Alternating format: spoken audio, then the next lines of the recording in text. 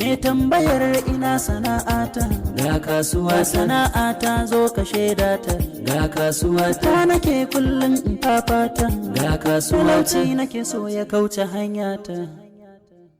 ni dai gatawa ga kasuwa ni gatawa ga kasuwa ni gatawa ga kasuwa Na kasa na jiran Allah, ga kasuwa ta yi roƙona a lokacin sallah. ga kasuwa na san zai karba ga kasuwa Na san zai karba, ga kasuwa mutum san shi kan sana'ar ga kasuwa kar ya zauna kyau a ce da aikinsa. ga kasuwa Ɗan kaɗan ƙarami yake tasa, ga kasuwa karkare na karkayo batun ga gasa. kasuwa ni dai gatawa ni gatawa ni gatawa